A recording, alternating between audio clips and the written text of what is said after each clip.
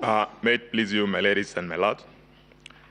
For the record, my name is Eric Gumbo. I will be addressing the first, second, and third issue in the list of issues that were framed by the court.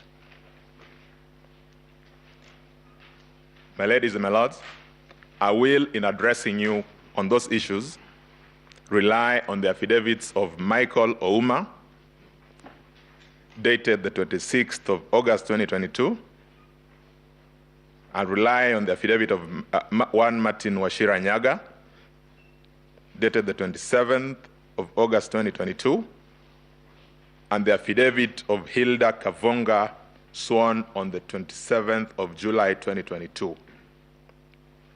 So coming to the first issue, which is whether the technology deployed by the IEBC for the conduct of the 2022 general elections met the standards of integrity, verifiability, security, and transparency to guarantee accurate and verifiable results.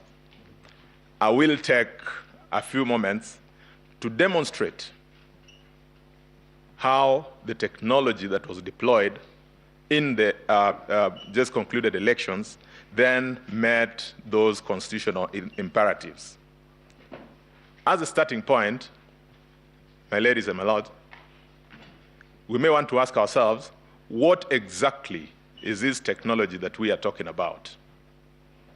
And in answering that question, perhaps a bit of context would be of help. In the period just before the 2007 elections, when we still were dealing with the defunct Electoral Commission of Kenya, the legislative provision then, the equivalent to our Section 44, was worded in very loose, perhaps permissive terms. It was that to the effect that the Electoral Commission shall use technology where applicable or as may be appropriate. After the 2007 elections, we had the Kriegler recommendations, which then, one of which was that we must employ, or we should employ, the use of technology in our elections. When we got to the 2013 general elections, there was a good attempt at using technology, but the various forms of technology that were used were not were in different platforms. So that there was a different platform for purposes of registration, a different platform for purposes of identification, and a different platform for purposes of transmission. That did not work very well, perhaps because of the inefficiency attendant to the system then. Came the amendments in 2011 to Section 44, which required then that the technology to be employed was one to be integrated, meaning that in that one solution, we had the option for voter registration, which is biometrics. The second was electronic identification of voters and electronic transmission of results. Now, the question that we have before you today is whether, as conceptualized, that solution then meets the constitutional imperatives under Article 86 of integrity, verifiability, security, transparency, and accuracy. I will take a moment to just demonstrate how each of these would have been achieved. But when you retire, though, to consider the decision, I would invite your attention to specifically the affidavit of Michael Ouma, who sets out in a very granular sense how these imperatives were met. I then would want to talk, that is specifically paragraph 39 to 49 of the affidavit of Michael Ouma.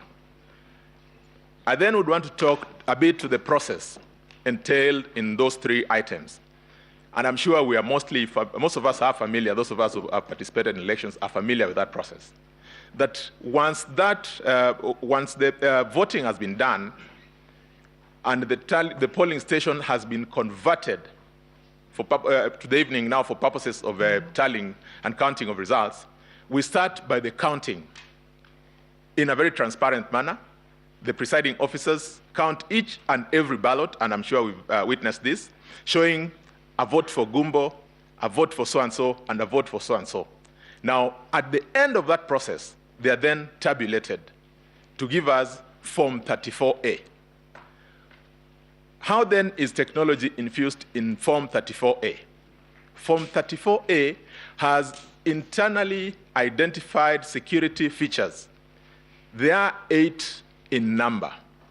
We have watermarks, we have UV potentials, we have microtext, amongst other security features. What is the significance of this? It is so that when somebody looks at the Form 34A, the original, it cannot then be confused for any other form, and that whatever it is that happened at the polling station remains an authentic representation of the will of the people. What then happens is that after that form has been tabulated, it is captured with a KIMS device. One copy is sent to the National Tallying Center. Another of that image is sent to the Constituency Tallying Center. And the presiding officer then collects all the, takes the Form 34A for purposes of the collation to the Constituency Tallying Center. That, again, is to achieve the constitutional imperative of verification. When we get to the Constituency Tallying Center, the returning officer has a back-end access to be able to load their Form 34B and transmit it to the National Tallying Center. Once that is done, they will then go with their Form 34A, together with their Bs, to the National Tallying Center for purposes of the verification and tallying at the National Tallying Center. Again, it is important to note that by the time the returning officer gets to the National Tallying Center, we have the image that is already in the portal. When they get there with their original form, an opportunity is then presented again for verification, for confirmation of accuracy, and more importantly, that in this election, because of the decision that was rendered by this court in the Raila Odinga decision in 2017, the commission, in reconceptualizing or reconfiguring its electoral architecture, gave a public portal for people to be able to also follow, thereby meeting the constitutional imperative of transparency. It then meant that if I'd gotten my results from my village, my primary school in Member, where I vote, I would be able to follow those results all the way to Nairobi and take account and follow if at all there is anything that would have happened or changed. Then I must be the first person to be able to raise that concern. It should also not be lost that in that polling station, we have our agents, we have our observers. Again, to add to the fact of verifiability. So that then is the architecture of what our election pathway looks like. That said, it then must follow that at the polling station, if I am a candidate, I certainly must have interest in the outcome in that particular polling station. Because a copy of the results from the polling station would be given to me, I then should be able to communicate with my team, perhaps my national agent for a particular candidate, a particular party, to be able to demonstrate that what we got in Member Primary School and what has been transmitted to the National Tallying Center is one and the same. And that in the event that there's a discrepancy, it does not take magic to be able to point out that. Now, as to whether this technology was successful, Michael Ouma-Dipons in his affidavit that 46,201 KIMS kits deployed throughout the Republic worked out of the 46,229. It then leaves us just with about 200 KIMS kits, which did not work at the opening or start of election on that particular day.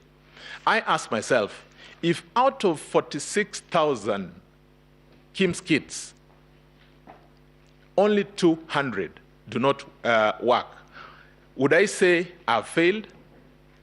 Even in our educational system, an A does not connote 100%.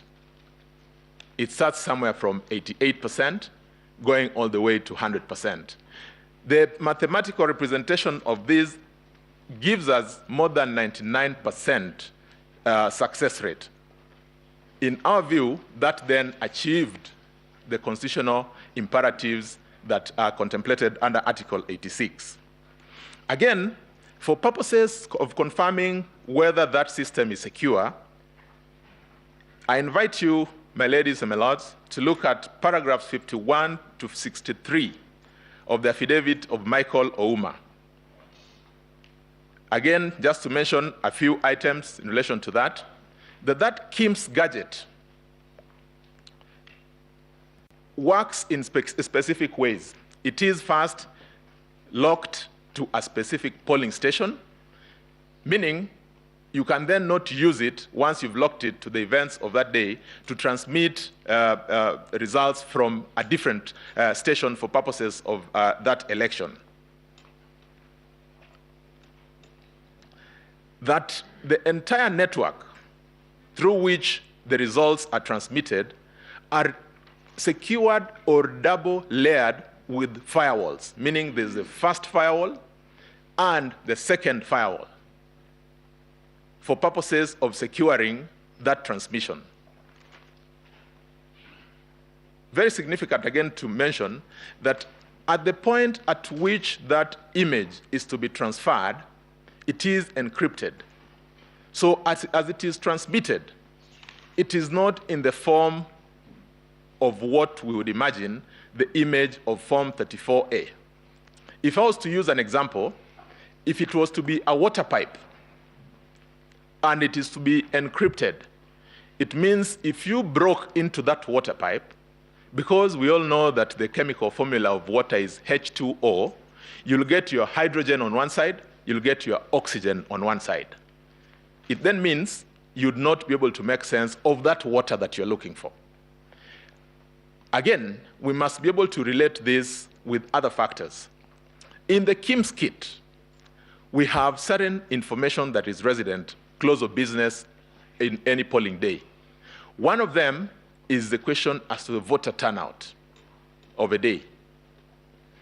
It means for somebody to intercept that system, they must have information in relation to the voter turnout of that day.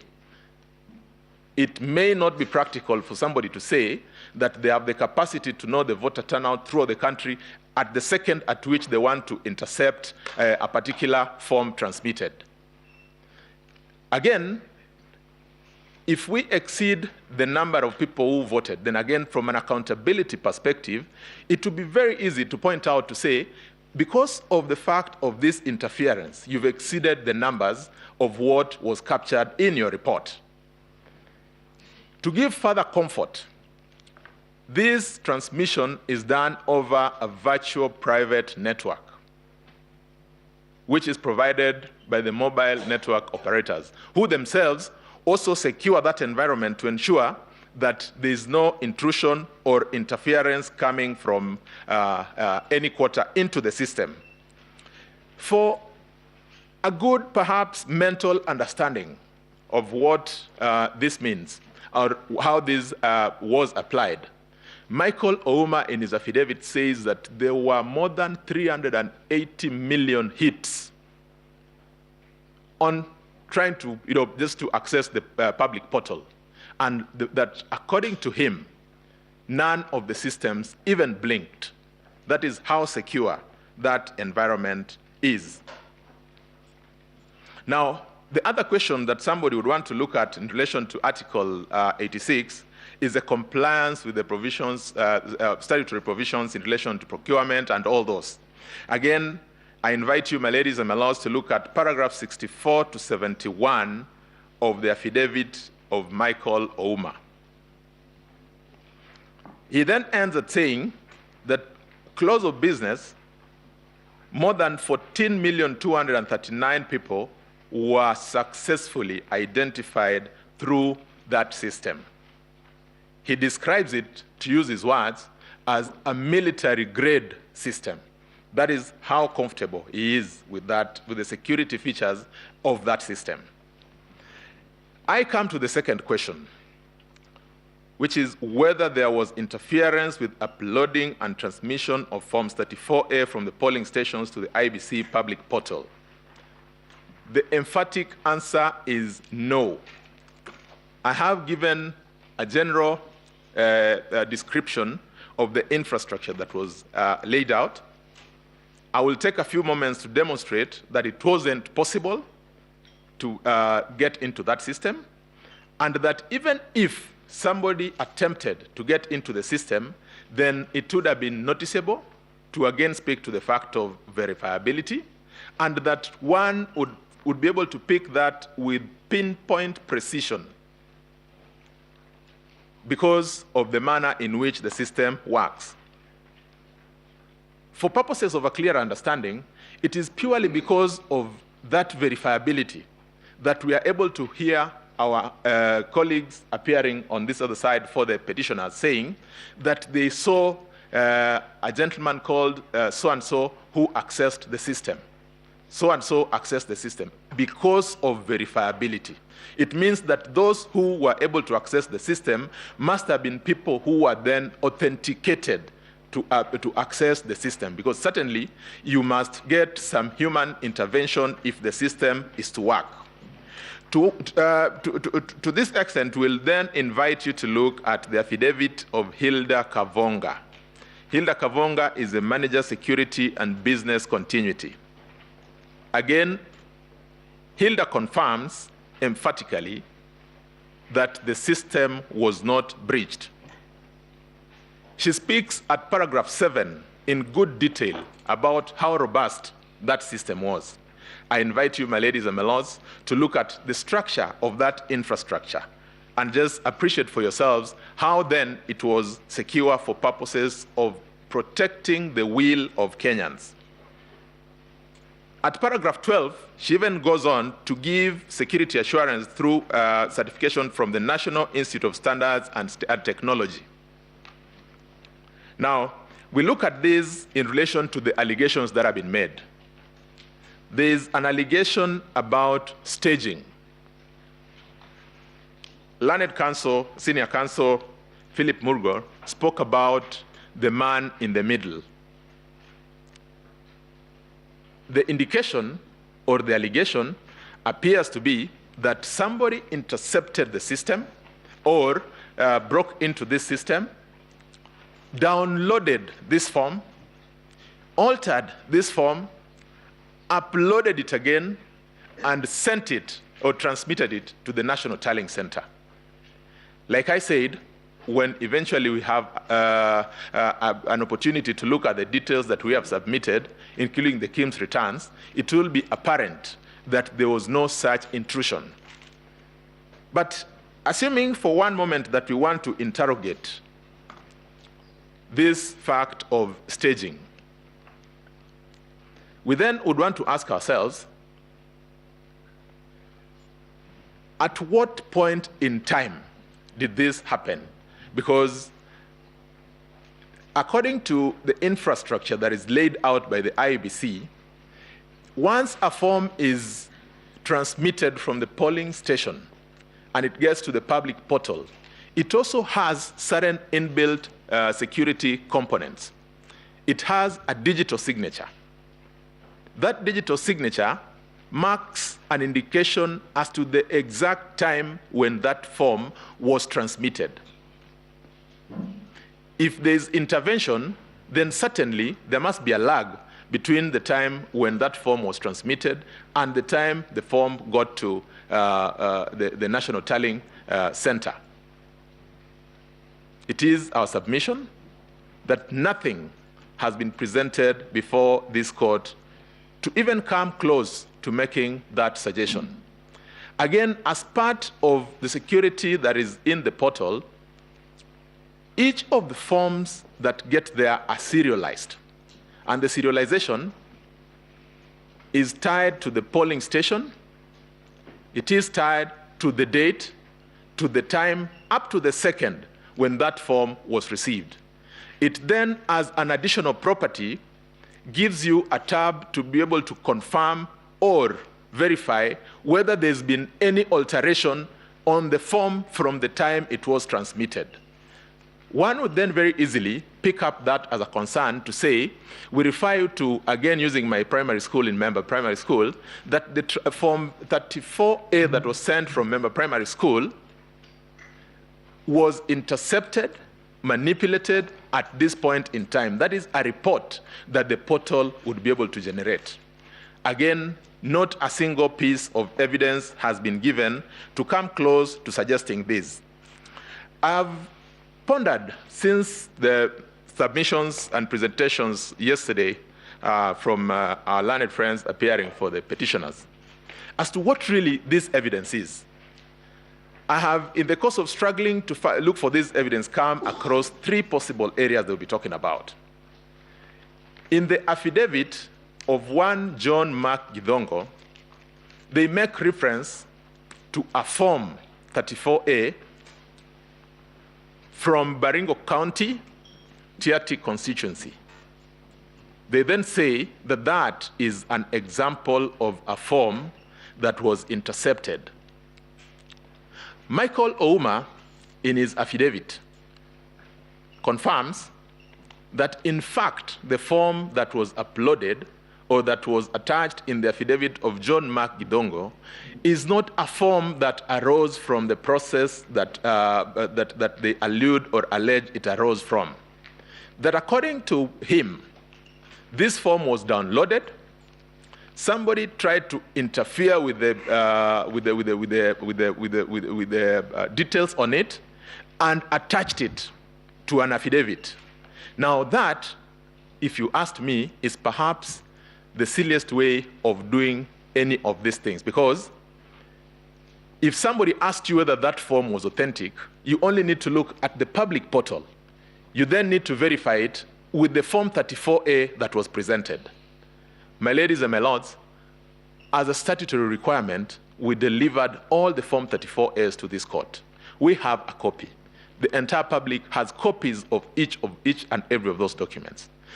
Our team went through those documents, and in relation to that specific form 34A, to say the least, it's a forgery. The second attempt, again by John Gidongo, in his affidavit, to try and present some form of evidence is in the form of logs, which were alleged to have been gotten somewhere. It says Karen, with these 56 mysterious people, and this, I think, is what senior counsel, Professor Gidu Mugai, was talking about, hearsay on the back of hearsay. I was told that I had. Really, is that the sort of evidence that we want to present before this court? We took time, that is, the ICT team took time to study the logs that were presented. My ladies and my lords, I'm sure you have appropriate infrastructure to be able to make a determination on your own as to what these logs entail. From the analysis that were conducted, and this is again contained in the affidavit of Martin Nyaga, these forms, these logs arose potentially or were picked potentially from the 2017 general elections. Martin Nyaga, in his affidavit, identifies 9 obvious inconsistencies. I want to allude to just 2 or 3 of them. That, if you, and that is in paragraph 13 of the affidavit of Martin Nyaga. If you look at the manner in which those forms, those logs are structured, they serialized, in 2017, the IEBC serialized its logs using the names of the constituencies. In that particular log, you'll find a name Changamwe. This time round, they did not use the names of the constituencies. They used the serial numbers. So that is the first inconsistency. Looking at those logs again, you see the name of one Asenge running an IBC email account. Asenge was one of the returning officers of the IEBC in Changamwe in 2017. One is then left to wonder, at what point do we get to even forging documents, forging logs, to be able to demonstrate our case? Perhaps I will get to that a little later.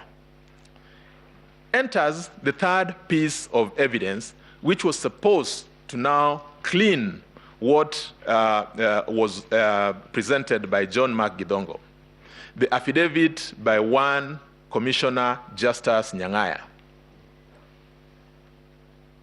Commissioner Justice Nyang'aya attaches logs to his affidavit.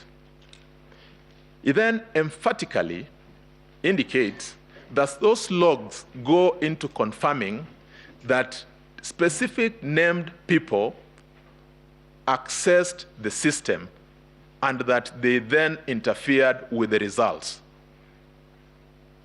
He names 3 officers from the IEBC. Their details are in the affidavits. My ladies and my lords, again, we took time to run through those logs. The logs that were presented in the affidavit of Justice Nyang'aya, according to the information from the ICT team, and this is to be found in the affidavit of Hilda Kevongo, one, do not speak anything towards identifying any of those names that are contained in the affidavit of Commissioner Justice Nyang'aya.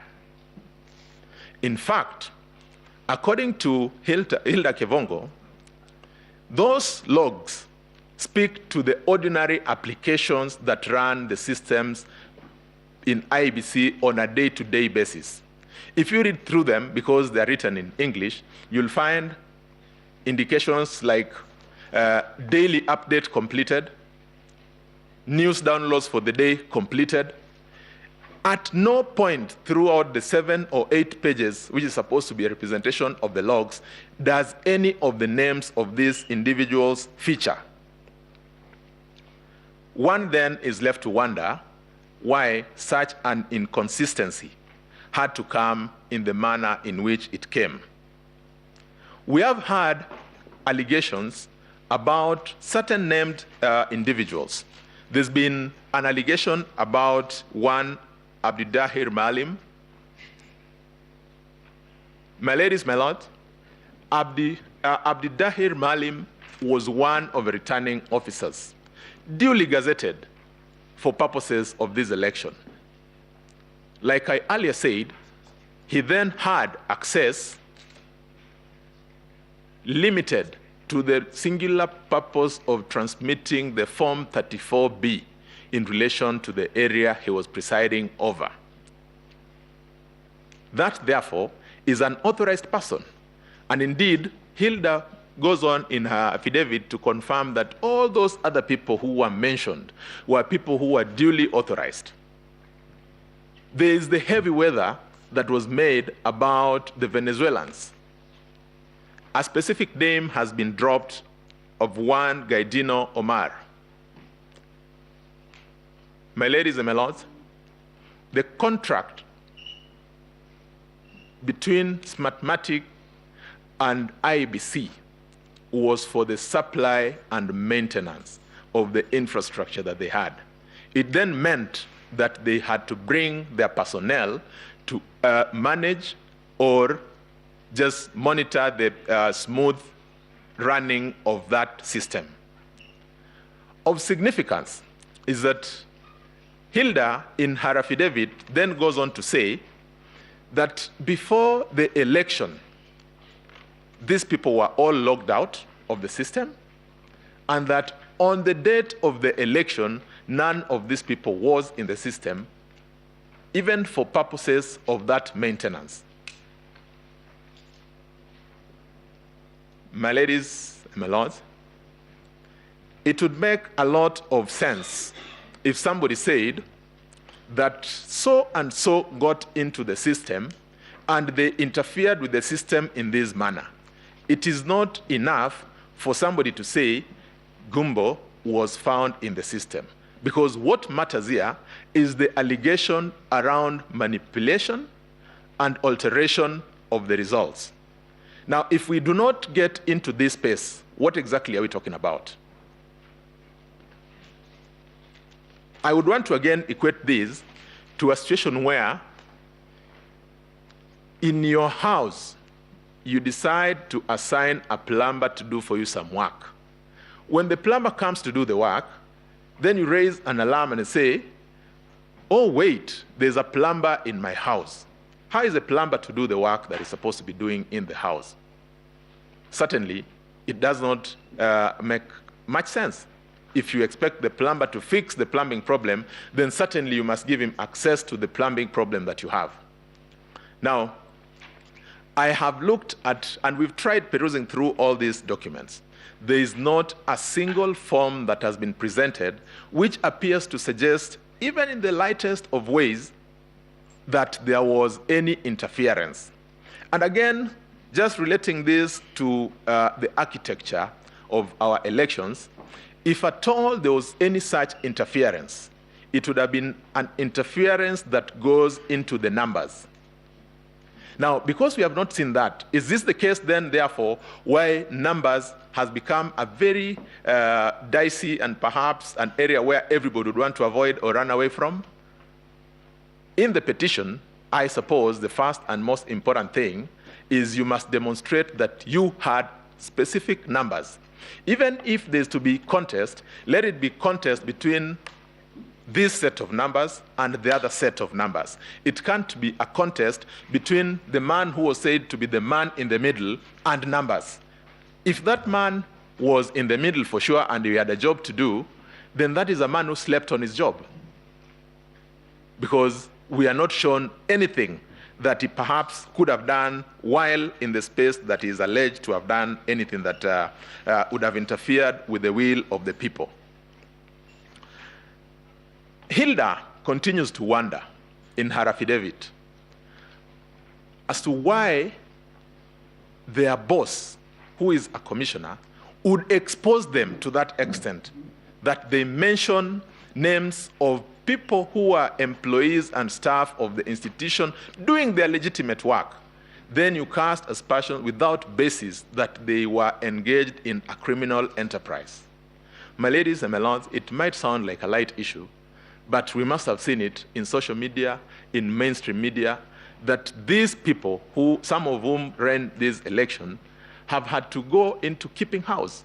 They've had to go into hiding because people read these sort of things and they imagine that this is the gospel truth. Certainly, this is not a light issue. Yesterday, there was extensive submission as to whether this court is handicapped in terms of dealing with some of these things. Now, as the IBC, on the one hand, tries to improve the system based on the law and the guidance from this court, I think there's also a responsibility that should attach or follow where we have very deliberate attempts at misleading the court. If we look at, for instance, the logs that have been attached by John Mark Gidongo, if it turns out to be a forgery, does it not disclose an offense? It is not in my province to make that determination, but where I see it, it bothers me because as we go into elections this year, in 2027, we need to then sanitize some of these things that we do. And one of the ways of sanitizing them is by holding people to account, so that if you present evidence that is obviously not true or that is falsified, then you must stop to ask yourself whether there would be a consequence or not. That is the only way through which even this court would be able to sit, to be able to determine or preside over any of those matters that are presented with ease. I need to add that at the Bomas, which is the National Tallying Center, when the returning officers got to Bomas, what happened? Now, in the floor of Bomas, these returning officers would come with their original Form 34As, hand them to the National Returning Officer for purposes of a presidential election. After that, they would be subjected to an ICT team, and that ICT team was not sitting in isolation. They sat with the agents of the parties, they sat with observers, and what they were doing was to again confirm those security features we had spoken about. After that, they went into the detail around the numbers, comparing what they had in the Form 34As that were in the portal and the Form 34As that were then presented, the physical hard copies. From the direction and guidance of this court in 2017, Raila Odinga, what the commission was to do was to record those errors. I confirm, my ladies and my lords, that the commission did exactly that. The error report has been availed to this court, but of significance is that as they were preparing that error report, a copy of that error report was also availed to the agents of all the parties. This is important in the architecture of our elections. It is important because, as opposed to asking the court to now go through scrutiny, it will be a question of saying, wait a minute, in the error report, there's a difference between the results that came from member primary school, which I have either in my carbon copy from my agent, or that was presented by the returning officer, and what we are now seeing in the portal. That is the only way through which somebody could make an allegation that would stand the test of time. If you have that, then certainly, if you apply yourself to understand the architecture of our electoral platform, then there is really no need to go into scrutiny, because that report is scrutiny by itself. In fact, it was a forensic audit. They had their watermark readers, they had their UV light readers, and these are things that are all contained in the affidavits of these three individuals that I've spoken about. When you take time, you look at that, and it is then our submission that to the extent that there is an allegation that there were interferences or that there were differences between the Form 34As in the portal and the Form 34As physically presented by those returning officers, there was none, and this is verifiable. Indeed, none has been presented before you. The last issue I'm to deal with is whether there was a difference between Form 34As uploaded on the IBC. Sorry, I think I've gotten into that point as well.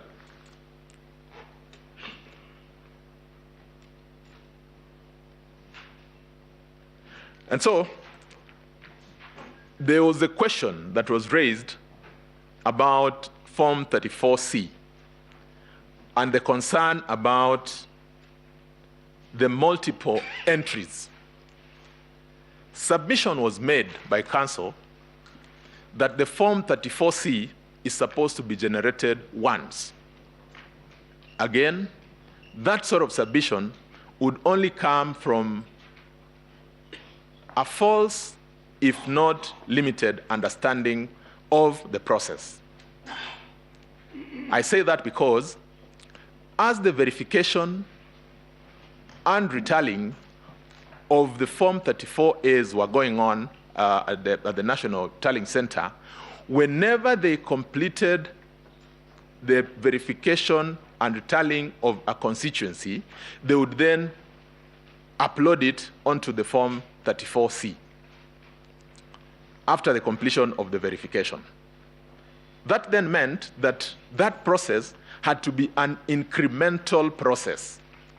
That is why when somebody says that there is a gentleman called so-and-so who accessed the server or the rear end of the result transmission network 1,000 times, it simply speaks to the fact that they had to make entries.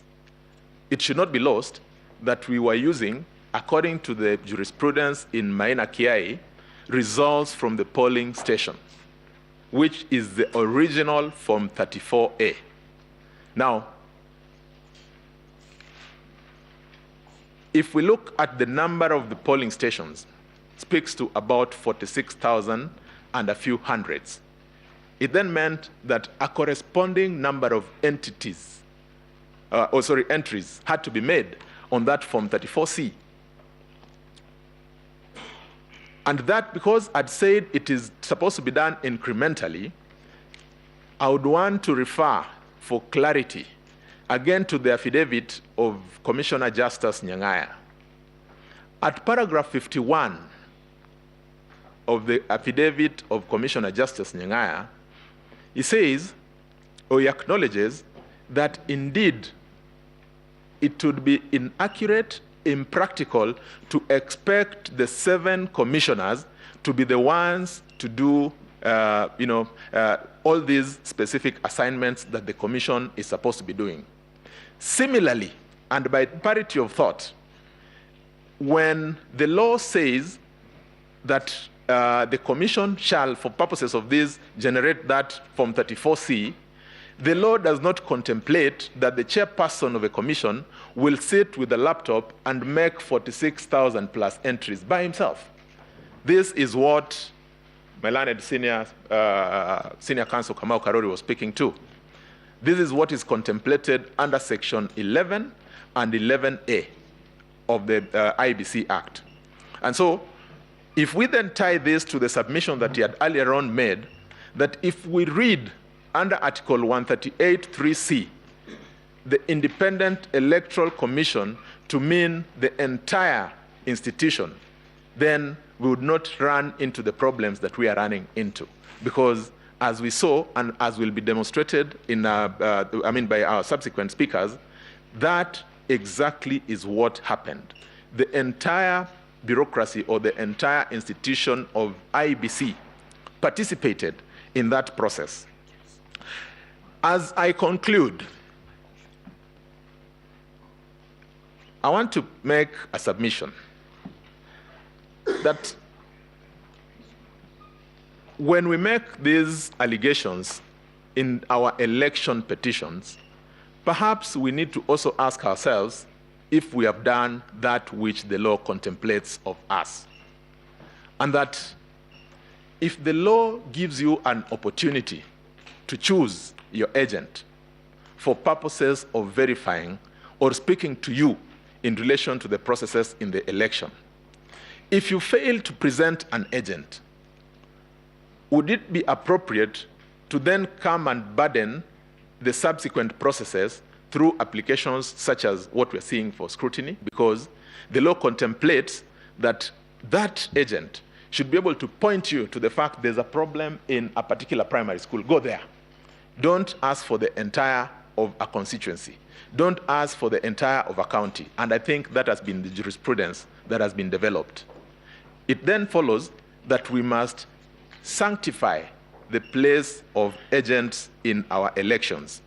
And because agents are like our spouses, you choose your own. You choose the one you trust. If you get, nobody imposes an agent on you. If you choose one you don't trust, then really you can't blame anyone. If you choose one who does not understand why you assigned them that responsibility, again, you cannot possibly blame anyone. So, as I seek to take my seat, we ask, my ladies and my lords, that in the usual strong manner in which you've spoken in relation to these issues, and following the very lengthy submissions that we had yesterday, we also rely on you to help us clean this electoral system so that as the Commission does its part, on the other hand, the public and every other person must also do their part. I am most obliged, and thank you for according me this opportunity.